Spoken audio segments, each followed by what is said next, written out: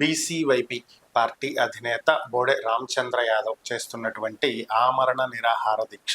So దీనికి సంబంధించినటువంటి అంశాల గురించే మనం ఈ రోజు మాట్లాడుకోబోతున్నాము.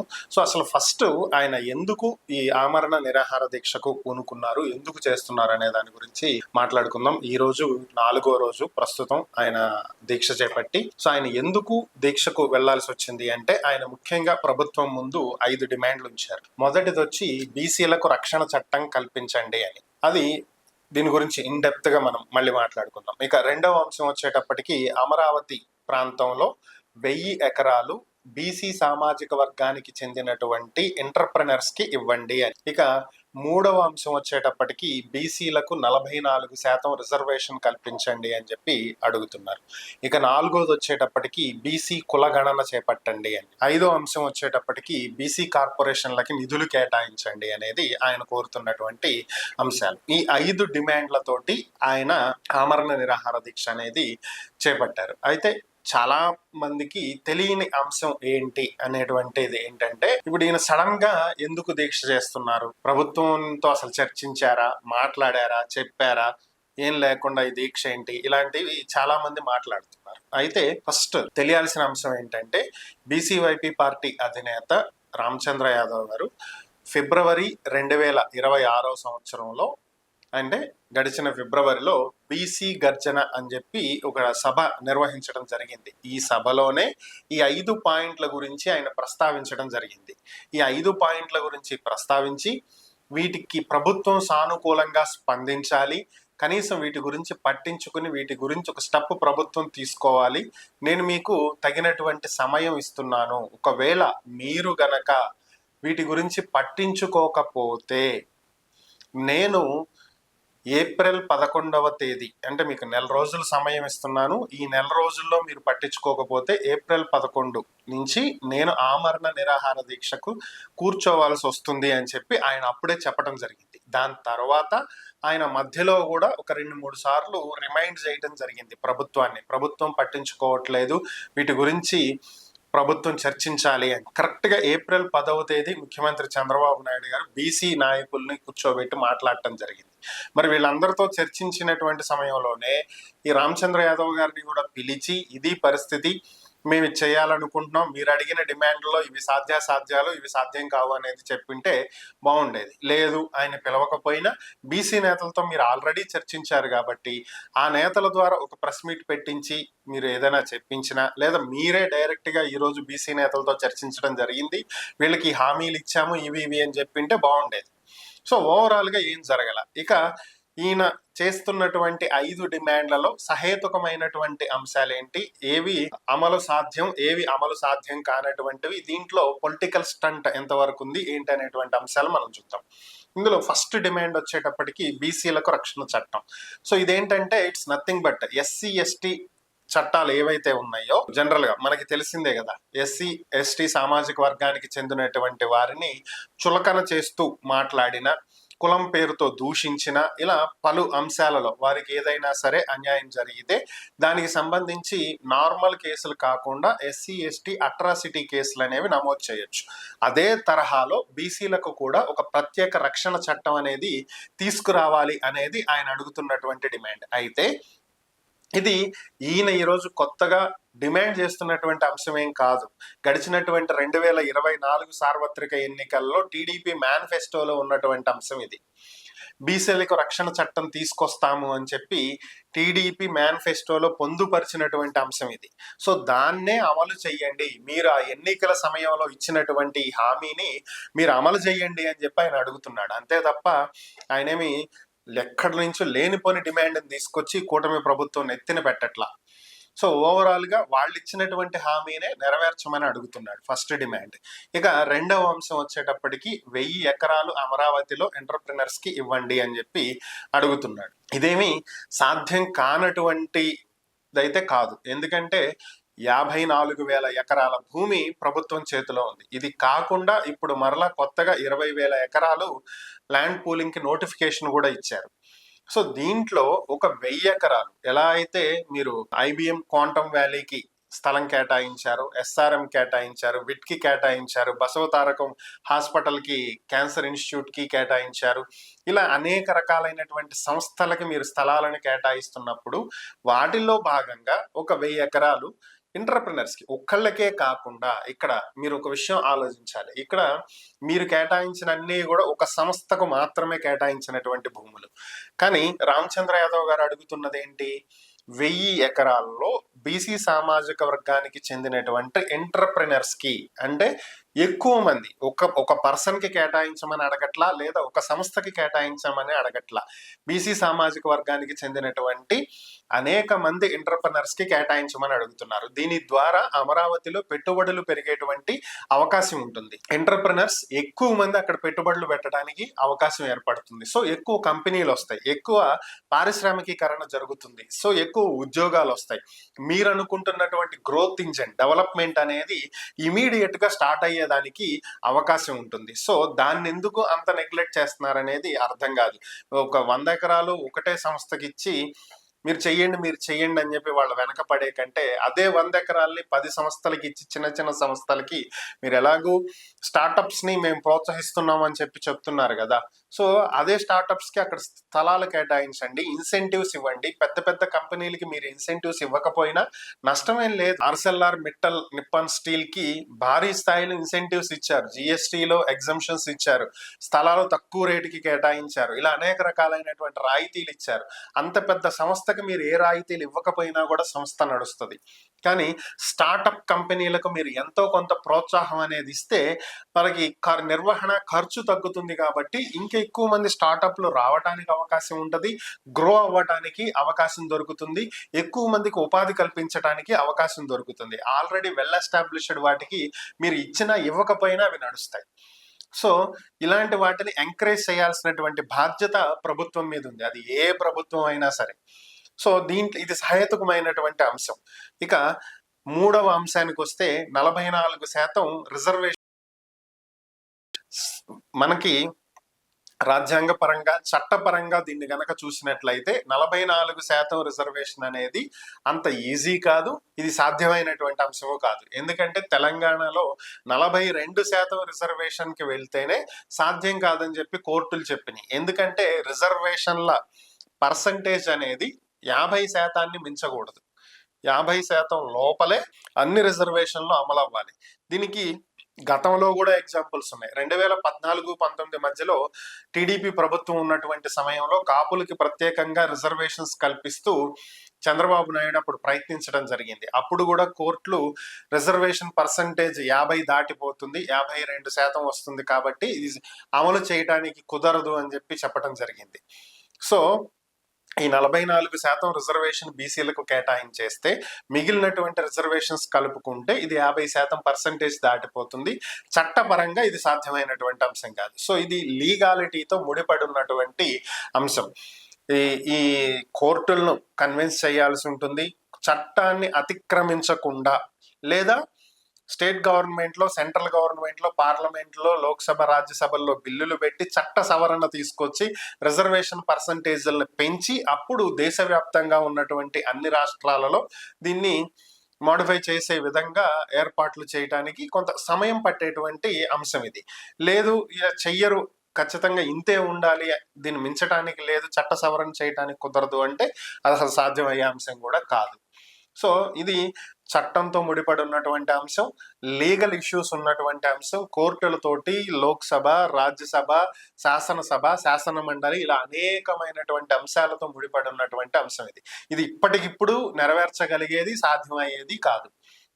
ఇక నాలుగో అంశం గనక చూసుకున్నట్లయితే మనం, ఆయన అడుగుతున్నది ఏంటి? బీసీ కార్పొరేషన్లకి నిధులు కేటాయించండి అని చెప్పి ఆయన అడుగుతున్నాడు. సో బీసీ కార్పొరేషన్లకి నిధులు కేటాయించడం ఇదేమి కొత్త విషయము కాదు, సాధ్యం కానిది కాదు. 2014-19 మధ్యలో బీసీ కార్పొరేషన్లకి నిధులు ఉన్నాయి, కాకపోతే ఎక్కువ స్థాయిలో ఇవ్వాల, కొద్దిగా నిధులు ఇచ్చారు. ఇక 19-24 మధ్యలో అసలు నిధులే లేవు. పేరుకి కార్పొరేషన్లకి నిధులు కేటాయించి వాటన్నింటినీ మరలా వేరు అంశాల నుంచి వేరు వేరు దారుల నుంచి ప్రభుత్వం చేతికే తీసుకుని బటన్ నొక్కి డీబీటీ ద్వారా డైరెక్ట్ టు బెనిఫిషరీ పద్ధతిలో ప్రజలకు పంపకాలకు వాడటం జరిగింది ఈ నిధుల్ని కూడా.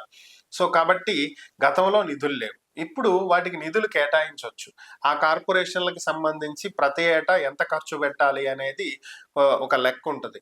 దానికి సంబంధించి కేంద్ర ప్రభుత్వం నుంచి వచ్చేటువంటి నిధులు కొన్ని ఉంటాయి. ఇంత అమౌంట్ ఖర్చు పెడితేనే నెక్స్ట్ ఇంత అమౌంట్ వచ్చింది అనే లెక్క కూడా ఉంటుంది. వీటిని ఖర్చు చెయ్యకపోవటం వల్ల ఈ నిధులు తిరిగి వెళ్లే అవకాశం కూడా ఉంటుంది. సో ఇలాంటి అనేక రకాలైనటువంటి లెక్కలు ఉంటాయి. సో ఆ నిధులు కేటాయించడం అనేది కూడా పెద్ద విషయం అయితే ఏం కాదు, కేటాయించవచ్చు. వేల కోట్ల రూపాయల బడ్జెట్ పెడుతున్నప్పుడు దాంట్లో కార్పొరేషన్లకి ఇంత నిధి కేటాయించడం అనేది పెద్ద అంశం అయితే కాదు. ప్రభుత్వం దీని మీద సానుకూలంగా ఒక నిర్ణయం తీసుకునేదానికి కూడా ప్రభుత్వం చేతిలో ఉన్నటువంటి అంశం ఇది. ఇంకా చివరిగా 5వ అంశం, బీసీ కులగణన చేపట్టండి అని చెప్పి ఆయన అడుగుతున్నారు. సో ఈ కులగణన అంశానికి వచ్చినట్లయితే కొద్దిగా మనం వెనక్కి వెళ్దాం. ఎలక్షన్స్ కి ముందు 2024 ఎన్నికల ముందుకి వెళ్ళినట్లయితే 2019, 2024 మధ్యన ఉన్నటువంటి వైఎస్ఆర్ కాంగ్రెస్ పార్టీ ప్రభుత్వంలో అప్పటి ముఖ్యమంత్రి జగన్మోహన్ రెడ్డి నవంబర్ 2023వ తేదీన ఈ బీసీ కులగణనకు సంబంధించినటువంటిది స్టార్ట్ చేయడం జరిగింది. ఒక పైలట్ ప్రాజెక్ట్ గా నవంబర్ 2023లో దీన్ని చేపట్టారు. తర్వాత పూర్తి స్థాయిలో జనవరి 2024లో బీసీ కులగణనకు సంబంధించి రాష్ట్ర వ్యాప్తంగా రాష్ట్ర ప్రభుత్వం ఇనిషియేటివ్ తో దీన్ని రన్ చేయడం జరిగింది. అయితే దీన్ని గ్రామ వార్డు సచివాలయాలకు చెందినటువంటి వాలంటీర్ల ద్వారా దీన్ని ఇప్పట్లో ఉన్నటువంటి ప్రతిపక్ష నేతలు అందరూ తప్పుపట్టారు, ఇన్క్లూడింగ్ రామచంద్ర యాదవ్ గారు. సో ప్రస్తుతం ఆమరణ నిరాహార దీక్ష కూర్చున్నటువంటి రామచంద్ర యాదవ్ గారు కూడా దాన్ని తప్పుపట్టడం జరిగింది. ఆ రోజు ఆయన మాట్లాడినటువంటి అంశాలు ఏంటి అంటే, ఈయనే కాదు దాదాపు అందరూ మాట్లాడింది ఒకటే, ఇది బీసీ కులగణన అనేది వైఎస్ఆర్ కాంగ్రెస్ పార్టీ ప్రభుత్వం ఏదైతే వాలంటీర్ల ద్వారా చేపట్టిందో ఇది పూర్తిగా రాజకీయ పరమైనటువంటి అంశం. దీంట్లో పొలిటికల్ ఇన్వాల్వ్మెంట్ అనేది ఉంది. రాజకీయ అవసరాల కోసం వాళ్లకు తగినటువంటి విధంగా దీన్ని చేపట్టారు తప్ప ఇది జెన్యూన్ గా రియల్ గా బీసీ కులగణనకు సంబంధించినటువంటి అంశం కానే కాదు. సో కాబట్టి ఈ లెక్కలు అనేవి చెల్లుబాటు కాదు అని చెప్పి మేము దీన్ని యాక్సెప్ట్ చేయమని చెప్పి ఆ రోజు వీళ్ళందరూ అబ్జెక్షన్ పెట్టడం జరిగింది. ఈలోపు ఎన్నికలు నోటిఫికేషన్స్ రావడం వీటిని పక్కన పడేశారు, మూలబారేశారు. నెక్స్ట్ 2024లో ప్రభుత్వం మారింది, కూటమి ప్రభుత్వం వచ్చిన తరువాత అప్పుడు ముఖ్యమంత్రిగా బాధ్యతలు చేపట్టినటువంటి చంద్రబాబు నాయుడు గారు గత ప్రభుత్వం చేపట్టినటువంటి బీసీ కులగణనకు సంబంధించినటువంటి నివేదికలు పక్కన పెట్టి ఏదైతే నేషనల్ సెన్సెస్ అంటాం మనం, 2011 తర్వాత మనకి సెన్సెస్ అనేది జరపల ఇండియాలో. సో అది ఇప్పుడు రీసెంట్ గా ఇప్పుడు నోటిఫికేషన్ వచ్చింది. ఈ ఏప్రిల్ 16వ తేదీ నుంచి ఫస్ట్ ఫేజ్ నడుస్తుంది. మే నుంచి కంప్లీట్ గా సెన్సెస్ జనాభా లెక్కలు అనేవి చేపడుతున్నారు. సో ఇప్పుడు 2026లో ఇది జరుగుతుంది. సెన్సెస్ 2027, సెన్సెస్ 2027 జనాభా గణన, భారతదేశ జనాభా గణన 2027 కింద దీన్ని నమోదు చేస్తారు. అప్పటికి దేశవ్యాప్తంగా ఓవరాల్ గా ఎంత జనాభా ఉన్నారు, ఏ స్టేట్ లో ఎంతమంది ఉన్నారు, ఇందులో ఏ స్టేట్ లో బీసీలు ఎంత, ఓసీలు ఎంత, ఎస్సీలు ఎంత, ఎస్టీలు ఎంత, అందులో ఏ కులాల వాళ్ళు ఎంత, ఇట్లా క్లియర్ కట్ గా అన్ని డీటెయిల్స్ అనేవి తీసుకుంటారు. సో చంద్రబాబు నాయుడు గారు అనేది ఏంటంటే, నేషనల్ సెన్సెస్ ఎలాగో కూడా జరుగుతుంది కాబట్టి నేషనల్ సెన్సెస్ పూర్తయిన తరువాత వాళ్ళు ఇచ్చే నివేదికను బేస్ చేసుకుని బీసీ కులగణన అనేది ఆల్రెడీ అక్కడ జరిగిపోయింది. స్టేట్ లో బీసీలు ఎంతమంది ఉన్నారనేది తెలిసిపోతుంది.